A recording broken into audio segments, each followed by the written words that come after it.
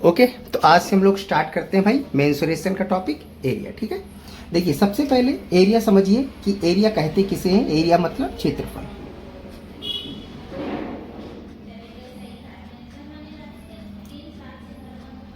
Okay, area मतलब क्षेत्रफल। अब क्षेत्रफल का मतलब क्या है कि ये जो आप देख रहे हैं, मान लो नया बना देते हैं, ये हमारा आयत हो गया। ठीक, इस आयत के अंदर जितना भी कलर फिल कर पाए हम ऐसे करके, जितना बीच में देख रहे हैं आप जगह, वो सारी क्या होगी, कुल मिलाकर एरिया। ठीक है, तो हम ये कहेंगे कि कितने एरिया में हम कलर फिल कर सकते हैं। जैसे कि यहाँ पर कोई सेकंड दूसरा कलर डाल कर दिखा दें, जैसे यहाँ पर हम लाल कलर फिल कर रहे हैं। ठीक है, तो ये क्या होगा, ये सब एरिया होगा हमारा। ठीक है, ये सब क्या है हमारा, ये एरिया कहलाता है। एरिया मतलब अंदर का हिस्सा। ओके, जैसे ये बॉर्डर है, इस बॉर्डर के अंदर जो भी हम लिखेंगे वो सब क्या होगा, एरिया। अच्छा, ये जो बॉर्डर दिख रहा है, ये बॉर्डर की जो लंबाई है चारों तरफ की जोड़ दे तो क्या बन जाएगा, ये परिमाप बन जाएगा हमारा। ठीक है, क्या बन जाएगा, परिमाप बन जाएगा बेटा। चलिए, इतनी बात समझ में आ गई कि एरिया क्या होता है, परिमाप क्या होता है। ओके, अब इसमें कुछ चीजें मिलेंगी। जैसे ये तो हमारा आयत था, ये क्या था, आयत था। ठीक, ये हो गया हमारा आयत। अगर इसकी दो भुजाएं जैसे लंबी हैं, दो भुजाएं छोटी हैं, ठीक है, अगर इसकी चारों भुजाएं सेम कर दें हम, चारों भुजाएं बराबर, तो ये क्या बन जाता है, ये बन जाता है वर्ग, स्क्वायर। आयत रेक्टेंगल, वर्ग स्क्वायर बन जाता है। ठीक है, इसकी खास बात क्या होती है, इसकी चारों भुजाएं बराबर होती है। मतलब अगर एक ए है तो सारी ए हो जाएंगी। ठीक है, इसमें चारों भुजाएं बराबर नहीं होती हैं। कोई भी दो भुजाएं आपस में बराबर होती हैं, जिसे दोनों ए मतलब दोनों बराबर होंगी, और ये बी है तो ये भी बी होगी, ये दोनों बराबर होंगी। ठीक है, अच्छा, एक होता है आपका ट्रायंगल। ट्रायंगल देख लीजिए, इसमें ट्रायंगल भी आएगा बनकर। इसको ट्रायंगल मतलब तीन एंगल होंगे। ओके, ये जो तीन एंगल हैं, ये तीनों एंगल मिलाकर 90 डिग्री होना चाहिए। ये तीनों 180 डिग्री होना चाहिए। अगर ये 90 है, अब ये कुछ भी हो सकता है, लेकिन जोड़कर क्या होना चाहिए, 180। अगर ये 60 है तो ये कंफर्म आपका 30 ही होगा।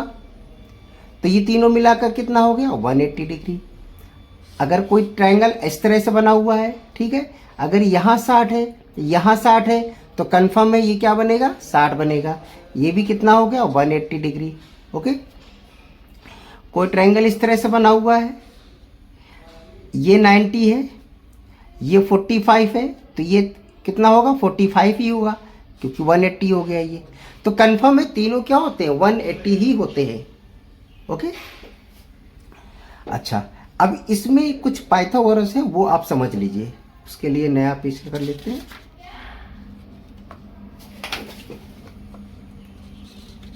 चलिए, एक नए पेज पर देख लेते हैं। ठीक, पाइथागोरस प्रमेय आपने पढ़ी भी होंगी। ठीक है, चलिए, इससे एक ट्रायंगल बनाते हैं। ठीक है, ये 90 डिग्री है। बस ये रूल, दो तीन रूल याद कर लीजिएगा। बस ये 90 डिग्री है। अगर ये 45 है तो ये भी 45 होगा। अभी हमने बताया कि तीनों मिलकर क्या होंगे, 180 होंगे, 180 डिग्री। ओके, अगर एक ट्रायंगल ये हो सकता है, अच्छा एक ट्रायंगल ये भी हो सकता है कि ये 60 है, ये 90 है, ये 30 है। ओके, तो ये दो तरह के ट्रायंगल आपको मिल सकते हैं। अच्छा, एक ये, चलिए समबाहु भी देख लेते हैं, जिसके तीनों एंगल कैसे हो, बराबर हो। चलिए, इसमें क्या होता है, इसमें एक रूल फिक्स होता है कि अगर इसकी वैल्यू 1 है, इस साइड की वैल्यू, ये आधार की वैल्यू 1 है, तो ये भी क्या होगी, 1 होगी, और ये √2 होती है। तो एक तो आप ये तैयार कर लीजिएगा कि 1 1 √2 किस में लगेगा, जिसमें 45 45 और 90 वाला होता है। ठीक, और अगर 30 60 और 90 वाला, 30 60 90 वाला, तो क्या लगेगा, 1 2 √3। अब सर इसको याद कैसे करेंगे, देखिए ये वाला तो आपको इजीली याद हो जाएगा कि इसका रेशियो होता है 1 1 √2। ठीक, कंफ्यूजन केवल इस वाले में होती है कि इसमें सर कहाँ 1 रखें, कहाँ 2 रखें, कहाँ √3 रखें। तो सिंपल है, इसको अगर हम असेंडिंग ऑर्डर में लगाए तो 1 2 √3 में बताइए सबसे छोटा कौन है, सबसे छोटा सर 1 है। उससे बड़ा कौन है, उससे बड़ा √3 है। उससे बड़ा क्या है, उससे बड़ा सर 2 है। ठीक है। अच्छा, आप जरा एंगल को असेंडिंग ऑर्डर में लगाइए, आरोही क्रम में। तो पहले क्या आएगा, 30 डिग्री आएगा, फिर क्या आएगा, 60 डिग्री आएगा, फिर क्या आएगा, 90 डिग्री आएगा। ओके, तीनों आएंगे।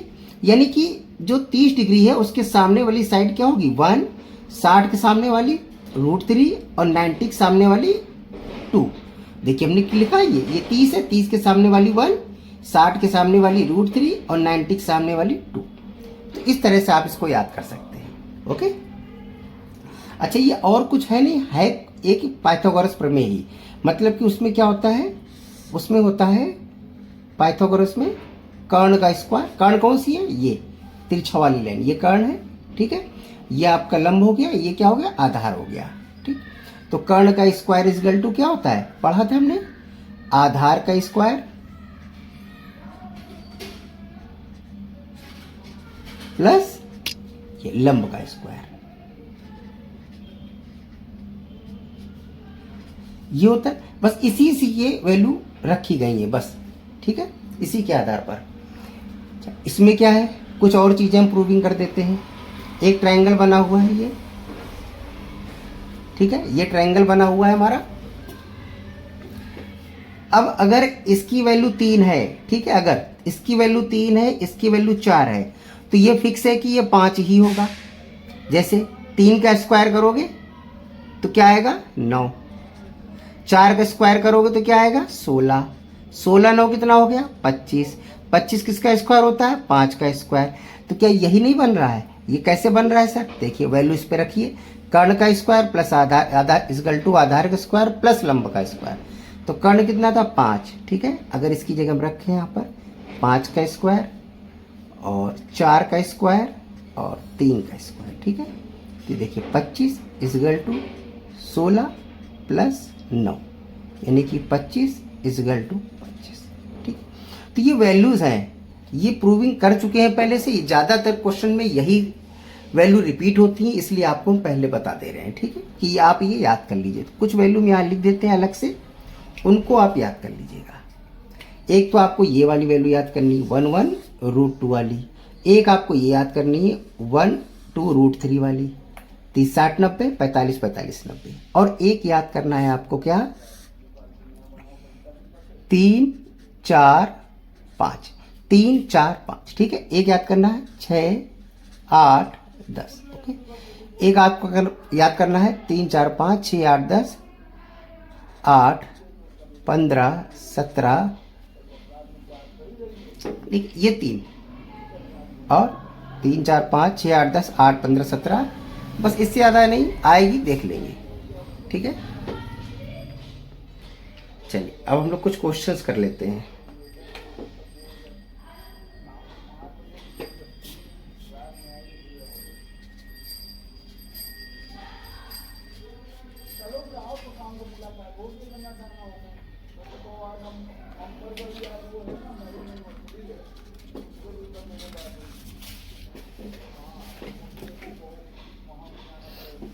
जैसे ये पहला क्वेश्चन है हमारा, क्या कह रहा है, एक आयताकार भूखंड की लंबाई और चौड़ाई क्रमशः 40 मीटर और 30 मीटर है। भूखंड का क्षेत्रफल बताना है आपको और इसके विकर्ण की लंबाई बतानी है, दो चीजें बतानी है, ठीक है। हमको दिया क्या क्या गया है, लंबाई और चौड़ाई दी गई है, क्षेत्रफल और विकर्ण।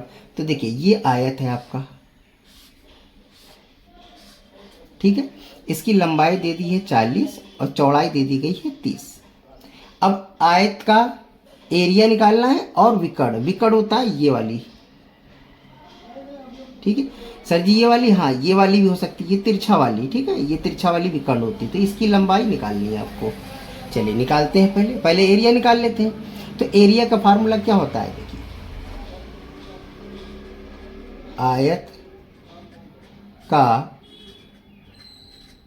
क्षेत्रफल क्या होता है, लंबाई इंटू चौड़ाई, लंबाई इंटू चौड़ाई मतलब 40 इंटू 30, 1200, ठीक, ये 1200 से इसका आंसर आ गया। अब विकर्ण की लंबाई पूछ रहा था। विकर्ण देखिए हमने आपको अभी नियम लिखाए थे, क्या नियम लिखा है थे बताइए। देखिए ये फार्मूला जो हम यहाँ लिख दे रहे हैं, ये आप ना याद हो तो याद कर लीजिएगा, अलग एक जगह लिख लीजिएगा। अभी हमने आपको बताया था कुछ रूल, 3 4 5, 5 12 13, 6 8 10, ठीक है, ये सब तैयार कराए थे। देखो 3 4 5, देखिए यहाँ पर ये 3 4, तो अगला क्या बनेगा 5, इसका मतलब ये वैल्यू क्या आ जाएगी 50। भाई 3 4 5 है तो 0 0 अगर बढ़ाएंगे तो 30 40 50 बन जाएगा, यानी विकर्ण की लंबाई क्या आ गई, विकर्ण बराबर 50। ओके, अगर प्रूविंग करनी है तो आप प्रूविंग कर लीजिए। कैसे करेंगे, इसका स्क्वायर करिए, 30 का स्क्वायर क्या होगा 900, प्लस इस 40 का स्क्वायर करिए, 4 चौको 1600, इस गलटू क्या हो गया 2500। 2500 किसका होता है, रूट करिए 50 का स्क्वायर। ओके, तो हमारा 50 ही आएगा, इसलिए बिना ये सॉल्विंग के आप इसको कर सकते हैं इजीली। ठीक, 3 4 5 वाले से ही तरीके से लग जाएगा। चलिए अगला देखते हैं।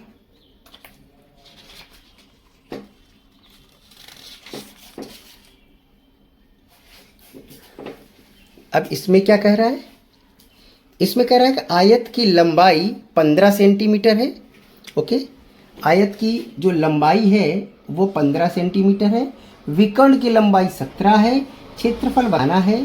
तो भैया देखो आयत बना लिया, ठीक, कोई बात नहीं, तिरछी हो गई लाइन, जाने दो।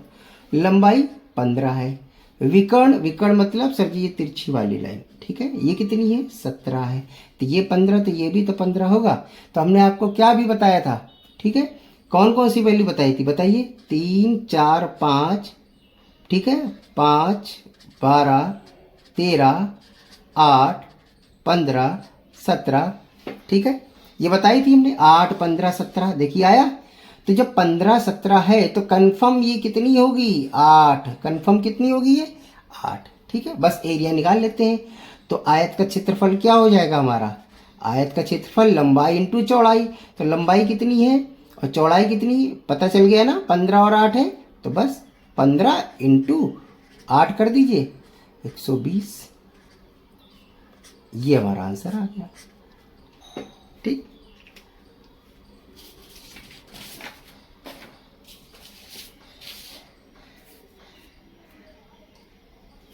चलिए अगला देखते हैं।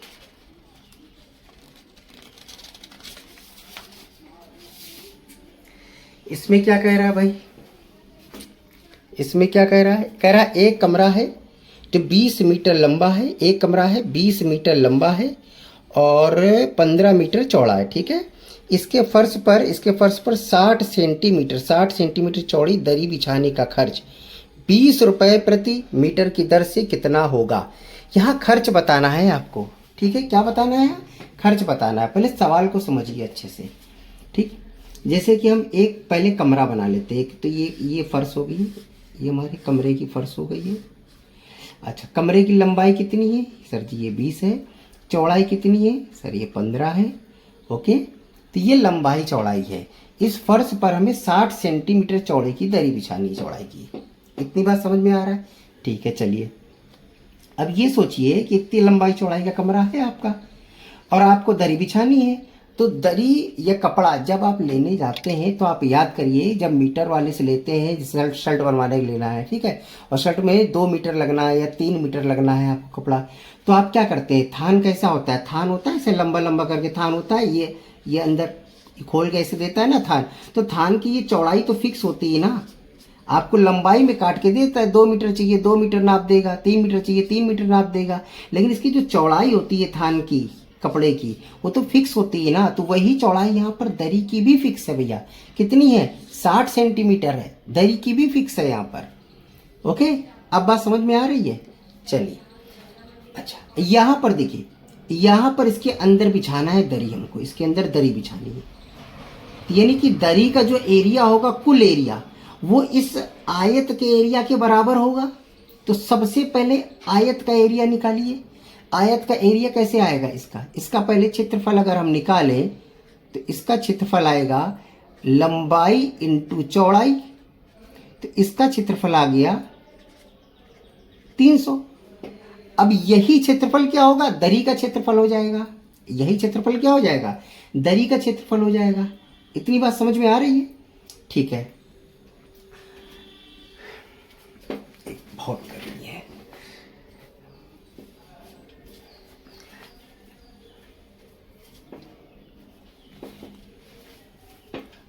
अब कहाँ गया, ये देखिए, अब यहाँ पर ये मीटर दिया था। एक चीज और देखिए, यहाँ मीटर है और दरी की चौड़ाई सेंटीमीटर में है। ठीक है, अगर हम दरी का एरिया निकालें बेटा, अगर हम दरी का क्षेत्रफल निकालें तो कैसे निकालोगे बताओ? बस वही लंबाई इंटू चौड़ाई। लंबाई तो पता ही नहीं है हमको, तो पहले लंबाई निकालो। लंबाई की जगह एल लिख दे रहे, इसे लंबाई। ठीक, चौड़ाई तो दी है ना इसने 60 सेंटीमीटर, 60 सेंटीमीटर, 60 सेंटीमीटर। सेंटीमीटर को मीटर में चेंज कर लो। ये हो गया दरी का क्षेत्रफल। ठीक है, ये किसका क्षेत्रफल है, दरी का क्षेत्रफल है। और ये दरी का क्षेत्रफल बराबर इसके क्षेत्रफल के बराबर होगा। बात समझ में आ रही है? दरी का क्षेत्रफल बराबर इस आयत का क्षेत्रफल होगा, यानी कि ये बराबर क्या हो जाएगा, 300 हो जाएगा। ओके, अब इसको आप सॉल्व करिए तो क्या आ जाएगा, लंबाई की वैल्यू आ जाएगी। कैसे काट सकते हैं आप, देखिए 0 से 0 काट दीजिए, 6 से इधर काट दीजिए, यानी कि लंबाई इजगल टू आ गया, ये क्रॉस मल्टीप्लाई में इसके साथ चला जाएगा। ठीक, 500 मीटर आ गया। अब 500 मीटर है, हमें टोटल कपड़ा चाहिए 500 मीटर, और रेट था देखिए 20 रुपए प्रति मीटर, यानी कुल खर्चा कितना आ जाएगा, 20 का मल्टीप्लाई कर दो, यानी कि 10,000। 10,000 रुपए का टोटल खर्चा आएगा हमारा इसमें दरी बिछाने का।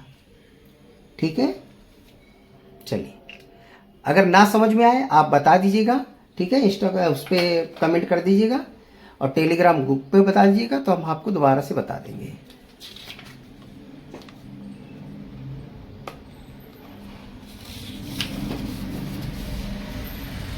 चलिए अगला क्वेश्चन देखिए क्या कह रहा है।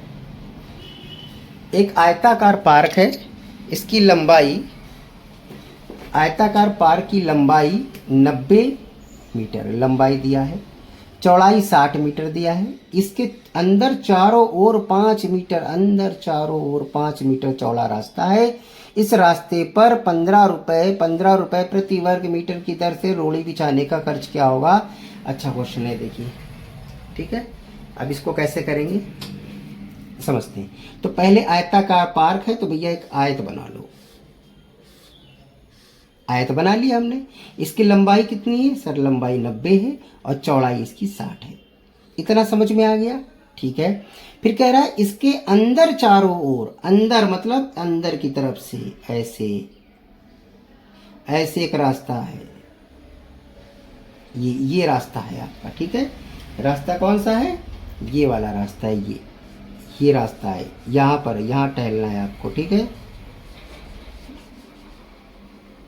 पार्क में देखा है ना, चारों तरफ रहता है ऐसे, जहाँ हम लोग टहलते हैं यहाँ पर। ठीक है, इस पर रोड़ी बिछाना है, पेंट करना है, कुछ भी करना है आपको। तो बस रास्ते का एरिया पहले निकालना पड़ेगा आपको। क्या निकालना पड़ेगा, इस रास्ते का एरिया निकालना है। तो सिंपल समझिए कि देखिए, ये यहाँ से यहाँ तक कितना था, 90 था, सॉरी 60 था। ये 60 है और ये 90, तो यहाँ से यहाँ तक कितना है, 60 है। अच्छा, इसकी चौड़ाई कितनी थी, बोला था 5, वो तो खुद ही बताया ना क्वेश्चन में, 5 मीटर चौड़ा रास्ता है। ठीक है, तो 5 ये, तो अगर यहाँ से ऐसे हम काट दें इसको, ठीक है, ऐसे। ठीक, तो अगर ये ध्यान से देखो तो ये जो 60 में से 5 इधर चला गया, 5 इधर चला गया, तो 10 चला गया, तो ये कितना बचा अंदर, 50। अंदर वाला कितना बचा, 50। ये यहाँ से यहाँ तक, ठीक है, 50 बचा। अब इधर आ जाओ, ये पूरा 90 यहाँ से यहाँ तक। देखो 5 इधर से हटाइए और 5 ये इधर से हटा, 5 5 10 इससे हट गया, तो अंदर वाली वैल्यू कितनी आ गई बताओ, अंदर वाली वैल्यू 80 तो आ गई। अच्छा ठीक, इतना आ गया। अब ध्यान से देखिए कि एक अंदर एक आयत बन गया है जो 80 और 50 का है, और बाहर जो आयत है वो 90 और 60 का है। तो अगर बाहर का एरिया निकालें और अंदर का एरिया माइनस कर दें तो ये बीच वाला एरिया नहीं आ जाएगा। ठीक है, तो बाहर का एरिया कितना हो जाएगा, 90 इंटू 60, 90 इंटू 60, तो ये हो गया आपका बाहर का एरिया, 9 छक्का 54 और 2 जीरो। ठीक है। और अंदर का एरिया कितना होगा 80 इंटू 50, 80 इंटू 50, ये हो गया आपका 4000। अगर इसको माइनस कर दें तो ये बीच वाला जो रेड कलर का हमने बनाया है इसका पूरा एरिया आ जाएगा, तो माइनस कर दीजिए, कितना आ गया 1400। अब ये आ गया पूरे रास्ते का एरिया। अब पूरे रास्ते के एरिया में हमको क्या बचाना है, हमको रोड़ी बिछानी है। रोड़ी का खर्च कितना है 15 रुपये प्रति वर्ग मीटर। बस इस 15 का मल्टीप्लाई कर दीजिए इसमें, तो ये हो गया 7 दूनी 14, 7 21,000। ठीक, तो ये 21,000 रुपये का टोटल खर्चा बैठेगा आपका इसमें रोड़ी बिछाने का। ओके, चलिए अगला क्वेश्चन देखते हैं हम लोग।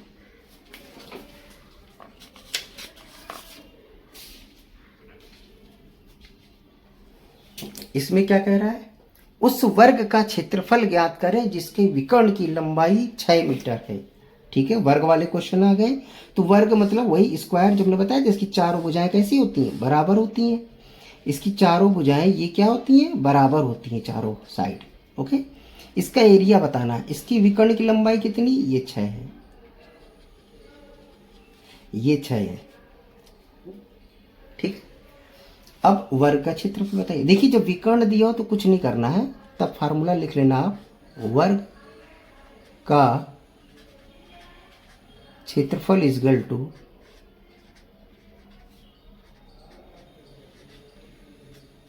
विकर्णों का